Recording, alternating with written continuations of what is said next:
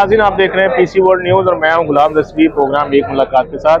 जी नाज़रीन, इस पर मैं एक मकामी होटल में मौजूद हूं। यहाँ पे एक रहमानी वेलफेयर जो फाउंडेशन थी उनका एक मीटिंग थी, कैबिनेट मीटिंग था उनका। मेरे साथ यहाँ पे सूबाई हल्का 115 और 116 से उम्मीदवार पीटीआई के जो है जो टिकट लेना चाह रहे हैं, अदनान अनवर रहमानी साहब, उनसे बात करते हैं। अस्सलाम वालेकुम सर। वालेकुम सलाम। कैसे हैं आप? शुक्र। अच्छा, जैसे कि आपकी आप यहाँ पे कैबिनेट मीटिंग थी आज, तो रहमानी वेलफेयर फाउंडेशन के आप उम्मीदवार है सिलेक्टेड जो हैं, जो इलेक्शन लड़ेंगे, तो इस मीटिंग का मोटिव क्या था?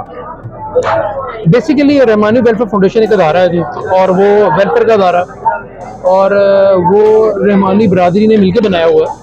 और ये इवेंट था, उनकी मीटिंग थी और उन्होंने मुझे यहाँ पे एज ए गेस्ट बुलाया था। और वहाँ पर जो बातें की, यहाँ पर पॉलिटिकल लोग आए हुए थे और हल्के की सिचुएशन जो है इसमें जो बन रही है उसके हवाले से उन्होंने अपने ख्याल का इजहार किया। और मैं ये कहना चाहता हूँ, मैंने अपने ख्याल का इजहार किया।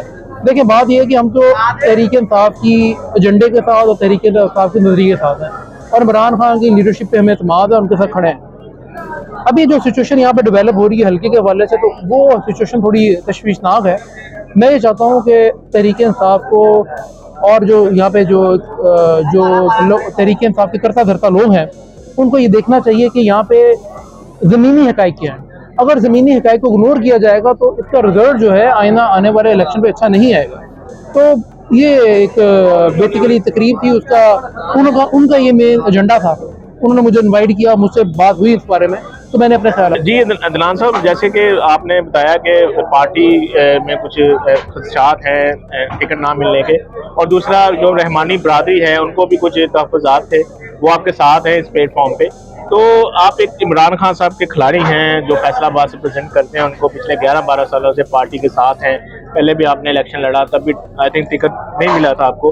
तो अगर इस दफ़ा अगर टिकट नहीं मिलता आपको, तो फिर आपका क्या लाएअमल होगा? पहली बात तो 2018 का हमने इलेक्शन कॉन्टेस्ट किया था, और उसके अंदर भी हल्का बंदी तब्दील होने की वजह से हमने इलेक्शन लूज़ कर दिए।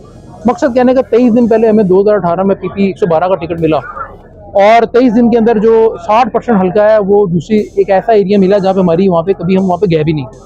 तो आज की सिचुएशन तो 2018 की निस्बत आज तो बहुत बेहतर हालात हैं पाकिस्तान तहरीक इंसाफ के भी। और जो नया हल्का बना है वो हमारे लिए टेलर मेड हल्का है। उसकी वजह ये है कि पुराना पीपी 70 समझे बहाल हो गया, जहाँ से हमेशा इलेक्शन होता था।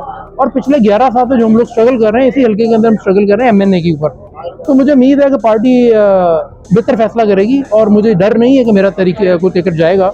इंशाल्लाह हमारे साथ पूरा इंसाफ होगा, जैसा खान साहब ने कहा है। और खान साहब को, जैसा कि मैंने को बताया, ज़मीनी हक़ाइक़ पर देखना चाहिए। अगर ज़मीनी हक़ाइक़ के बरखिलाफ जाएंगे, उसके खिलाफ चलेंगे, तो उसका नतीजा अच्छा आने वाला नहीं।